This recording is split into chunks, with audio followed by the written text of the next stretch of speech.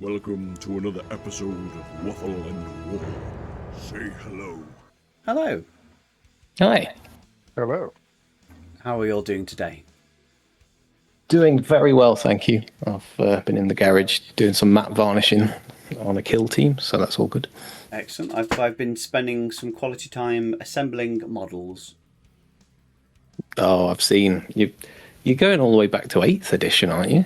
Yeah, I've got two squads, Eliminators and the Aggressors that I bought when we first started playing in 8th edition that have been sat on my shelf. So I thought I'm going to get them done.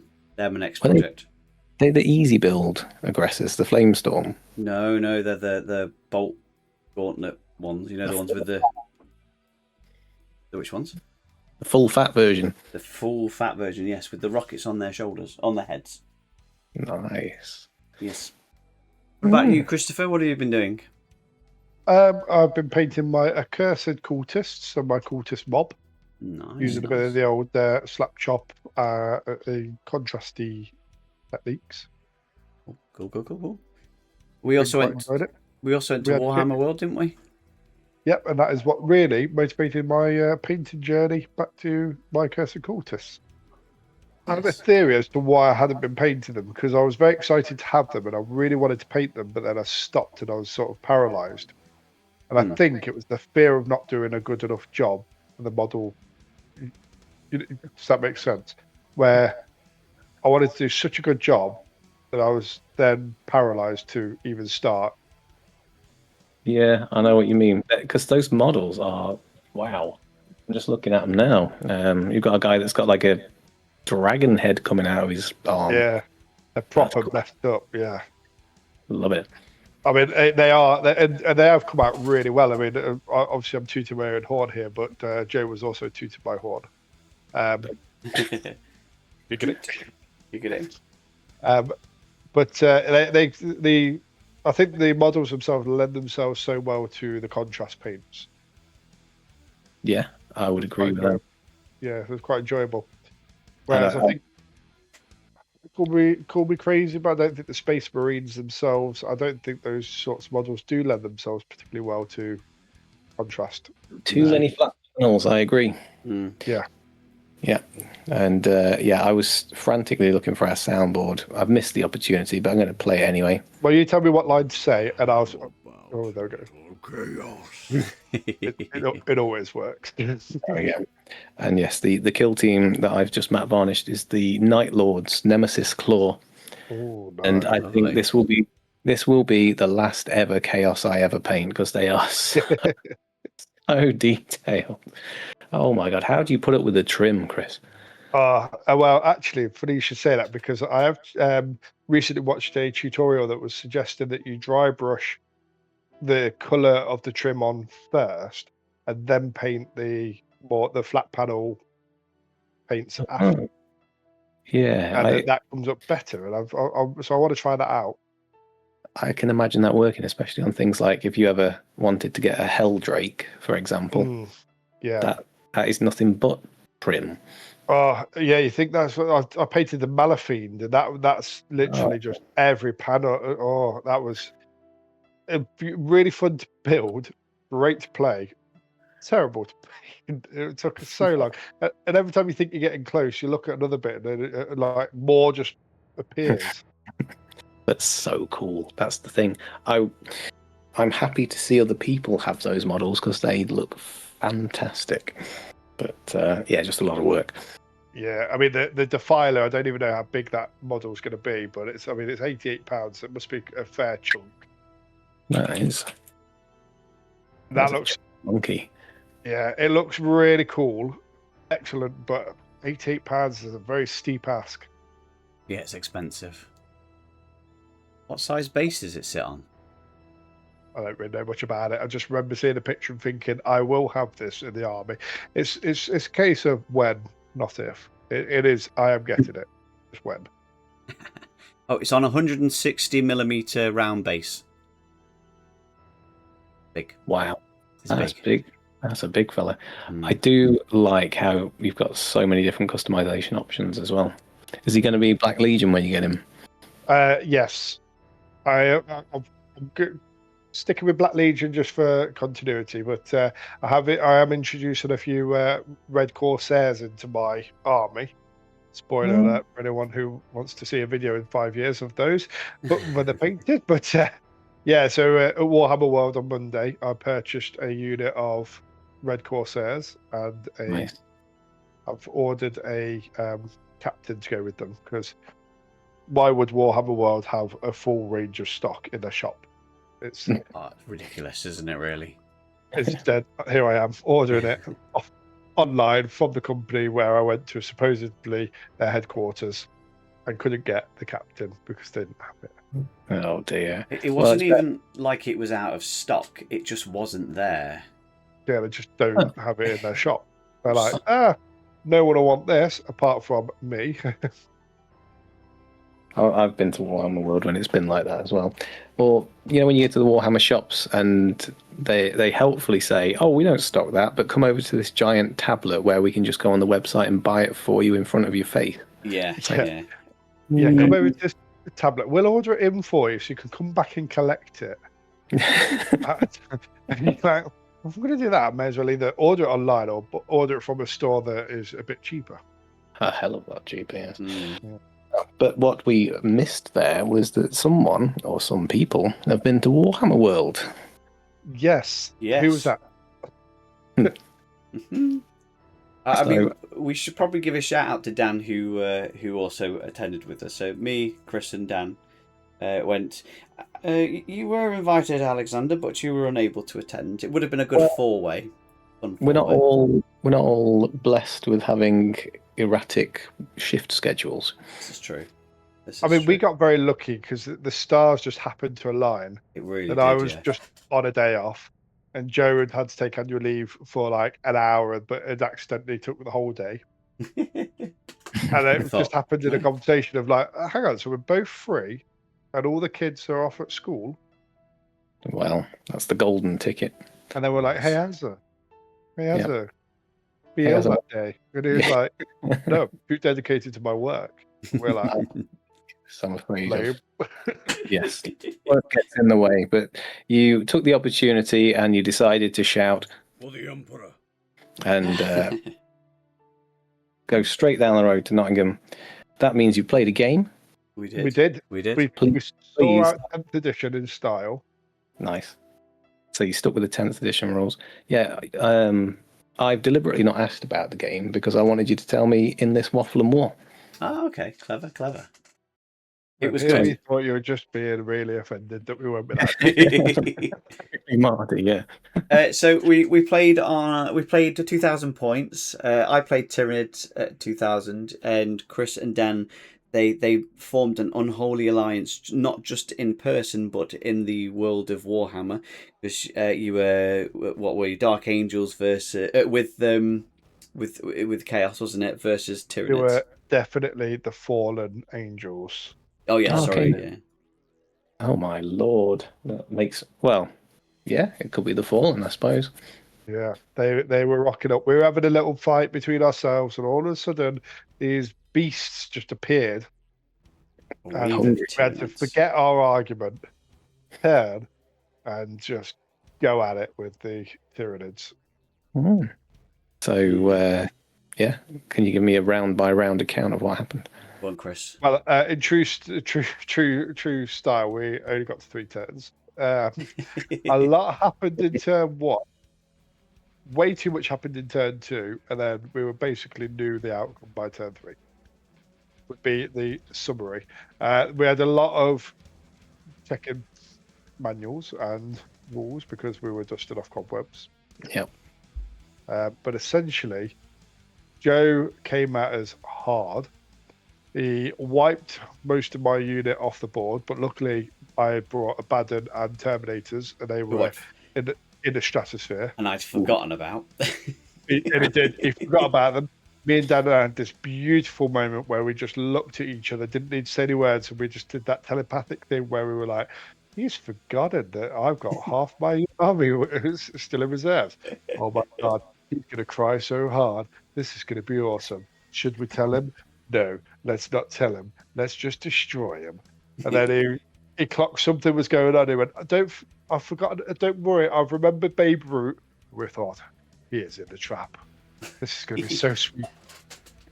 Yeah, no, I did. I took out what was it? Your Malafine took out my Norn Emiracy or something. Like that was a big epic battle. Wipe the floor with him. Yeah, and then I had Hormogaunts. I had a squad of 20 Hormogaunts, the guys with the little raptor guys, and they ran up, swarmed your occultist. What are they called? Those guys. The Yes. Cursed Cultist, Yeah. I managed to take them out, and I think somebody else joined in that sort of fray. Maybe I think they were led by the my Dark Commune. Yes, and they got the 5+ and Rumble save on them all. Gradually destroyed them and ate them. You heroically, because you had heroically intervened. You pulled me into combat. So after we destroyed your big dude, which you just said the name of, and I still can't remember. The Norm Assimilator or Semilator or something like that. Emissary. As I like to call him, Squishy McSquish I see. Yeah, so I got the Assimilator one, I think, which is a bit more points wise. There's Emiracy and Assimilator, I think it's called. Is that right? Yes, you are correct. And then you had a bit of a temper tantrum, and you hit me with a load of mind bullets and blew up my Malafine. I did. I got a squad of 6 Neurothropes, a Zoanthrope and a Neurothrope. Sorry, a squad of 6 of them, las cannons that can fly. I hate them. You do so much. But in my game we play. So I misplayed slightly. I should have put them more centre to the board, but I was using they've got an aura field that gives a feel no pain to guys within 6 inches. Next to them I'd got the Hive Tyrant, and he'd got his Tyrant Guard bodyguards. It was him that took out, wasn't it him that took out your Malafine actually? I'm sure it was the mind bullets. Was it? They definitely got into combat. I thought he finished him off. He did something anyway, because I remember I only had to do his profile. But anyway, yeah, it was good. And then on the other side, on Dan's side, there was a squad of Infernus with an apothecary in there. There was a captain, I think, with the shield from Indomitus, with a squad of normal intercessors, I think. I can't remember. Bike. There was 3 bikes, and then there was a dreadnought. You're forgetting about the tank, because in the opening, you lent Dan a tank to use. Was the assault one with the back loader thing. Dan was really excited to try it out, have a go with it, and you basically just opened turn 1, turned your big gun, and just went. Yes, because I got the what's it called? The you call him the Firewall? The who? No, forgotten the name of that one. I can't remember what his name is. He's got the big fleshy gun. The cat, you call it the cat. And he just turned to him. He did. I used the big powerful cannon, which is 2 damage, I think, on a 2+ or something like that. And then it's like a D6 damage, D6 plus 3, I think. And it just completely blew it up in one go. It was glorious. I didn't feel so bad because it was my model that I lent to Dan. So I felt okay blowing my stuff up. So he still doesn't really know if a tank is worth bringing. That's a transport. It's not a real tank, though. I mean, I like to think I don't care how the games go. I just enjoy playing. However, I did consider cutting you when you took out my Malafine. So yeah, you were. I'm a little bit. I was ready to flip the table. I was so upset. You were. I had to do everything. It took everything I had to rearrange my face into a smile and be like, "That's okay." It was good. So the objective we sort of played one of the objectives from obviously 10th edition. I can't remember what the game was, but we chose 3 objectives because of how the map was. In the center of the map there was a giant titan that had fallen, a huge titan. I can't remember the name of the map that we played, but it got a huge titan in the middle of it anyway. That's cool. Yeah, and then. That's good. The objective markers that we used, we tried to take the inspiration of 11th. Yeah, and we used the terrain. yeah, like the terrain feature didn't work that well because we picked terrain that you couldn't really get your models onto. The center one was you could only really get onto probably just over a quarter of it because it's so bloody big. But no, it was good. And then the other two were two buildings either side, a shrine or something on the left hand side, and the right hand side was a huge big building. Because it wasn't big enough to have an odd number of objective markers on the battlefield because we couldn't put one in the centre because there was a giant titan in the middle that you couldn't get on.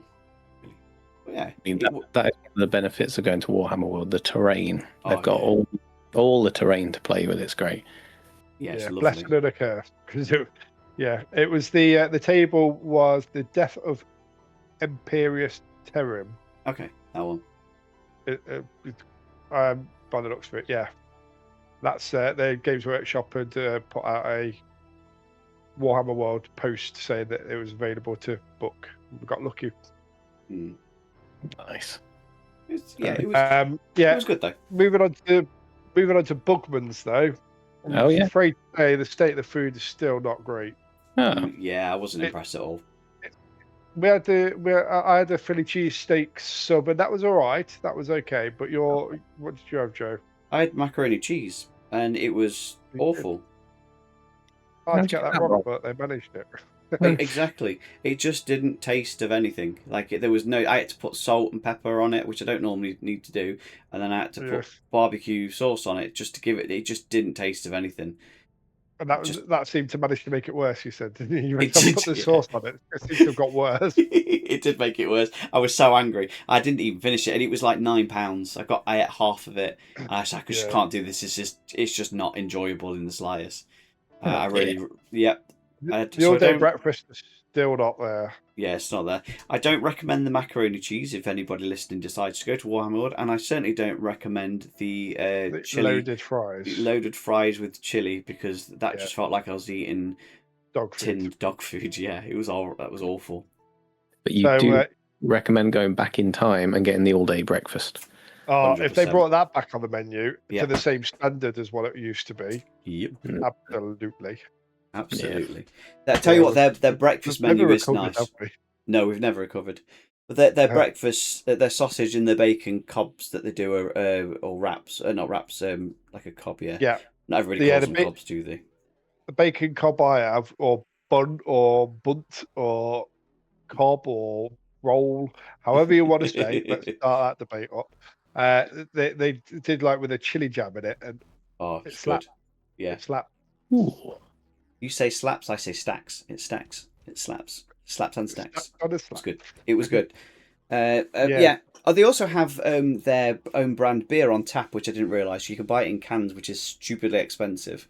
But also they've got it on tap, so I would like to try it because obviously beer on tap is nicer than beer in a can, in my opinion. Anyway, we digress about Warhammer. We're talking about the facilities available. Next, we'll be talking about the toilets. So, what have we learned about 11th edition, which has got us excited? So, I've planned a rant. Okay, if we want to hear that now or later about costs. Let's do it. Let's do it now. Okay. Everyone get angry. So, okay. I've got a little bit of news. I have ordered. Sorry. I'll say it again. Everybody get angry. Oh God. There we go. Good to see everyone's angry. Now, I have ordered a rule book for 11th edition, the core rules. Oh. Upon looking, eBay, 20 quid for it, which is obviously from the scalpers. Yeah. But then looking at the Games Workshop website, £15. And I thought, but yeah, it's cheaper. And I thought, this is great. It's £15 core rules. They've condensed it right down, and they're charging a fortune. How nice of Games Workshop to hear the people and reduce the cost of the rules. So then I thought, well, I'll order that, but I should probably get a pack of the cards to go with it. £20.50 for the cards. And that was for the Domitus narrative, which we since had a little look into, and we found is basically the old Crusade. And The then you narrative need campaign deck, yes, Dominatus. yeah. Yeah. So they've now decided to make it so it's sort of 5 campaigns, and then it looks like everything resets after that, which is we quite liked the Crusade, didn't we? Yeah, I enjoyed The Crusade. thing that ended up putting us off was that it got too complicated with all the buffs towards the end. So after we played it to a certain point, so the fact that it resets after 5 campaigns and you basically start from scratch again, not a bad feature, but it got us realizing what they've done.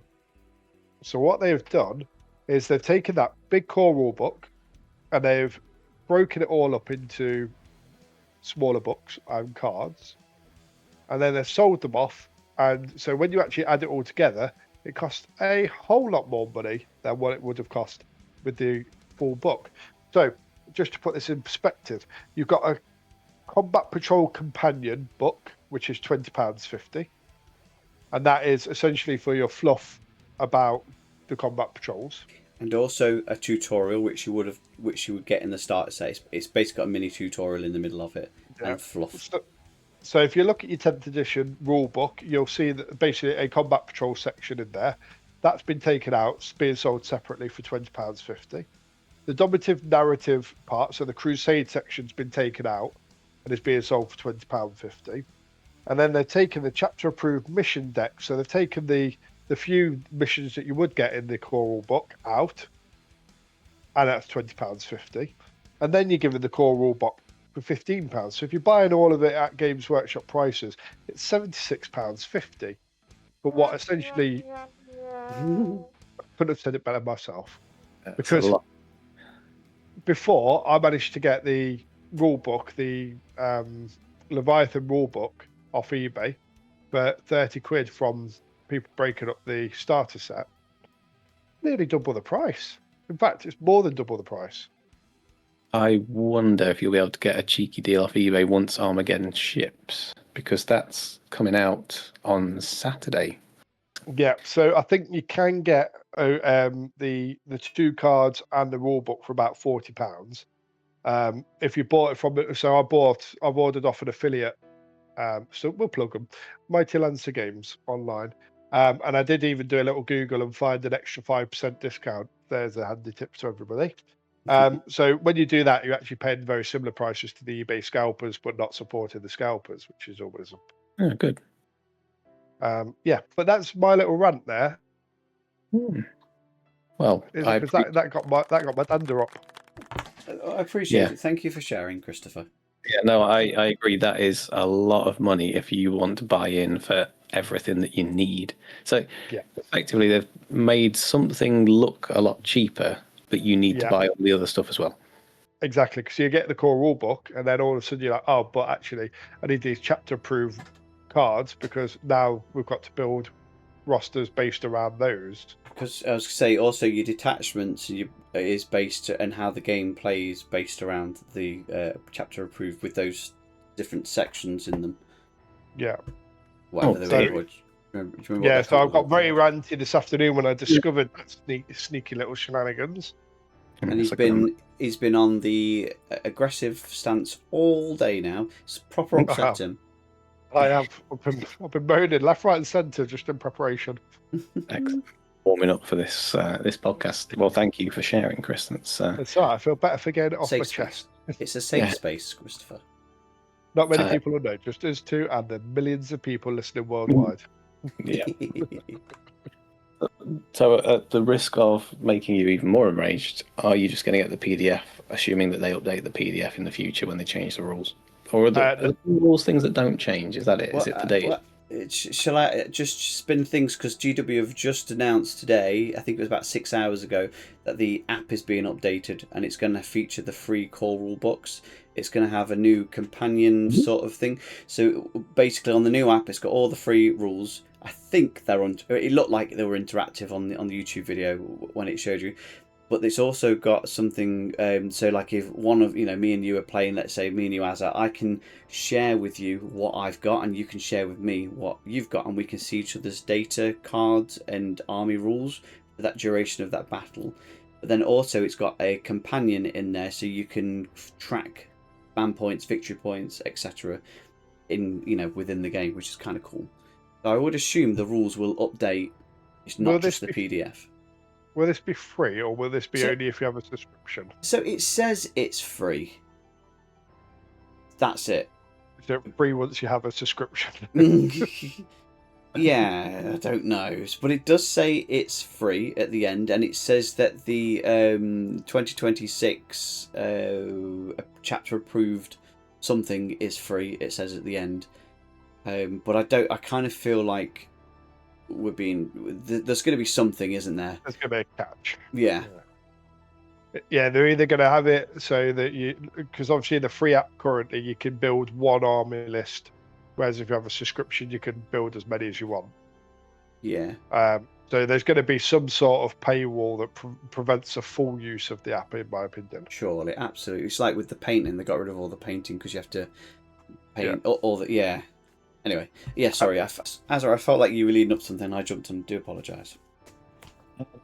I've totally forgotten because I'm now looking at the app to see if it's updated for me. I can't see any updates yet. Mine hasn't updated yet. No, mine hasn't. I imagine it will go live when they do the shipping for 11 to go live. It says update now, but that was 6 hours ago. So unless it's taking its time cascading through the Android, or we've all got Android, haven't we? So unless it's updated already for Apple, but it takes them a certain amount of time to update, I don't know. Who knows? I think someone at Games Workshop will be listening to our podcast later going, "Uh-oh, we didn't mean to release that yet." Well, Steve, did you push the button? I thought you was pushing it. Oh no, quick. Yeah. A war journal, that's what it's called. Your war journal is one of the biggest additions to date, keeping all of your game's side organisations in one place. On a proper Warhammer action. You can choose. It can use it to generate force dispositions. That's what I was talking about earlier on. So those cards, something to do with the force dispositions, which then unlocks certain abilities. It's really confusing. I need the rule books, to be honest. Well, I mean, luckily they're on order. That's true. Battleforge has been updated. I don't know why. I don't know how. In what sense? But yeah. Oh. I have done it. I've just gone into Google Play and forced an update, and War Journal's on there. I stand corrected. Is it live? It's live. Okay, I'll have to check that in a bit. Okay, in the interest of moving things along, we've got 27 minutes left. 27 minutes in total we've done. Okay, fair enough. So 11th edition wise. Oh, I watched the video that Azza suggested we watch. Oh, I've not watched it. I've not watched it. It was very good. Well, yeah, actually, I watched it in the office at work. But, my boss was sat next to me, very disinterested. Obviously. And that did not stop me from saying, "I'm sorry, but this is going to be loud," and turning the volume right up. Some things cannot be hushed. I tell you what I saw that was interesting. Overwatch has changed. I saw that literally at the start of the podcast before we were filming, if you remember. So it now takes place at a specific point, which is now at the end of your opponent's movement phase. So I believe in 10th you could do it. Declaring charge. Well, it specifies at the end of your opponent's move phase. So they've brought that back down again then. So, yeah, from 9th to 10th, they moved it to at the end of any phase. So you could do it for shooting, for example. So they've called it. So it's called Fire Overwatch for one command point, and then it says when, target, who you can target, the effect, and it causes snap shooting, which that's the new Overwatch word, isn't it? It is. It's still in the Overwatch, but then they've just given it a new wording of snap shooting, which is visible 24 inches and on a 6, and you cannot re-roll those hit rolls. And after shooting, what's changed is you can't then do any actions in that phase with that unit. Okay. So it seems interesting. Yeah. I mean, for me, Overwatch has always been hitting on 6s isn't really worth spending a grand point. I know, but when it does, it's good. Yeah. Well, To me, it still seems a bit of a wild card. But You need to use it with weapons that have got torrent, where you don't need to roll anything. It just works. I mean, that's a good one. But can I just say, I'm looking at the Dark Angels faction pack. Oh yes. They have dispositions. Is that the thing now, rather than detachments? Or we'll have to talk about this in the next podcast. But there's an enhancement here for the Dark Age Arsenal, where Hellblasters get snap shooting attacks on 5+. Oh, very nice, very nice. nice. I mean, as we were saying, my eyes just sort of jumped to each attack hits on an unmodified hit roll of 6, irrespective of that attacking weapons, ballistic skill, characteristics, or any modifiers. So would the characteristics of torrent be affected? So you would still have to roll a 6. Would you think? I think thematically it makes no sense. Because if you're running into a wall of fire, you're going to get hit. But what if you're wearing water boots? Or if you've got a water shield? I mean, I'm going off the logic of my 4-year-old when we talk about the floor is lava, and he goes, "I'll put some water boots on." I mean, it does say irrespective of the attacking weapon's ballistic characteristics or any modification. So I don't know whether that makes me wonder if it would. I mean, that would be one to RTFM when the rules come out. Yeah, definitely. That or we've been playing it wrong this whole time. Well, just my question there to you, Chris, is if water boots for a wall of fire, what if you were doing torrent with the Death Guard and their big fart spray? Peg on the nose. I would say Febreze, a peg on the nose, Febreze, or a vacuum. A vacuum. Excellent. So is there anything specific we want to discuss and talk about? Because obviously we were trying to aim for 30 minutes. We're now gone over that by 2 minutes. Well, I got my rant off my chest, so I was happy about that. Good. We will probably find that this next week when we discuss talking, we'll have a bit more to talk about, because in theory the rule book should actually be out by that point for me to actually sit and read, because I am a middle-aged, balding, fat man now, and I can't take just reading off a screen. I like to sit with a cup of tea and a Kit Kat. You need to get your glasses on, your reading glasses on. Sit by the firelight, sit with my Kit Kat, my cup of tea, and read through. You can't print. Other chocolate like snacks. ink and paper. Other chocolate snacks are available. I mean, they are, but why would you bother? I know, right? Kit Kats. So the question is, do you have different reading glasses to painting glasses? I have general. I wear everything glasses. I don't wear glasses for painting. I don't need glasses. I need glasses for driving, not for painting. I definitely need glasses for painting. I wear my glasses for painting. I wear nothing for painting. Although if I want it to look really good, I take my glasses off after I've finished. Oh yeah, a bit of squinting. Look at that! It's great to have. Yeah, I'm just looking at the Tyranid faction pack, and I don't really know what's changed, if I'm honest, because I don't really know. They're just extra attachments, aren't they? By the looks of things. Yeah, we tend to discover these things as we play, don't we? We sort of. Yeah. My brain does not work well enough to just read the book and go, "Oh, okay, yeah, it's all updated, and this is all the differences." It's when I play it and I'm like, "Oh, okay, that's different." Yeah, I read it and then I'm like, "Oh, I'm sure it does something like this." Oh no, it doesn't. I got it wrong. Or oh, it does do something. Now we've been doing it wrong. Well, you often send me data sheets. You're like, "Oh, this unit's gonna be great," and I'm like, it's rubbish." And then when it plays out, I'm like, "Oh, okay, no, it is really good." Yeah, I do remember the bloke drone on wheels. Bloke drone on wheels, yeah. The mephitic light haulers. Yeah. I just completely discounted them, and then about a year later discovered them after Joe had been telling me for a year about them, and they became my favourite unit. I just remember seeing a post that they were considered at one point like the Death Guard's strongest choice of unit to take, and I remember sending it to you, and you're like, "Dude, they're just literally a bloke drone on wheels." I'm like, Okay. Yeah. They're not, but okay. In my defence, they did look like that. They do look like it, but that yeah. I mean, this is probably the best case of judge a book by its cover. There was a horrendous combo if you had like all three in a squad. They've Yeah. all got melters and rockets, but apparently because they're demon engines, if you pair them up with a great unclean one that has a plague bell or whatever, he rings his bell and he can resurrect them as well. Oh, gosh. Yeah. Well, now I'm back to Warhammer World to buy a great unclean one. Oh, they haven't got it in stock. You have to order off the website.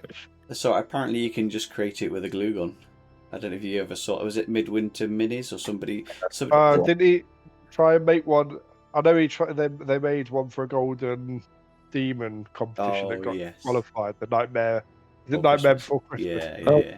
Yeah, the Oogie Boogie Man. Oogie Boogie, that's it, Yeah. And then they were like, oh yeah, it turns out when you turn it into a completely different character from a completely different franchise, they don't allow it in their competition. What a shot. Turns out intellectual property is a thing. Oh dear. Shots fired. Midwinter Minis there. All right, he won't ever listen to us. He's too busy putting 100 coats on his. Ooh, burn, Christopher, burn. It's all right. I'm sure one of our million viewers will let them know that what's occurred on this evening. Them's are We need fighting YouTube words. That's what we need. Yeah. Alright, so I mean, if we've got nothing, Chris, you've offloaded, but if we've got no burning other stuff to discuss, I think we can safely leave it there until next week. Which reminds me, I've not actually even uploaded last week's to the podcast thing. I've completely forgotten. Well, that'll be a nice little dump for someone to get. Yeah. Well, yeah. Double prizes, yeah. That's it. All right then. Well, it's been a pleasure. I'm going to click the button. Are you ready? Wait. Yep. Move the troops. There we go. Needed to get that one. Like, subscribe, tell your mums, and Move the troops.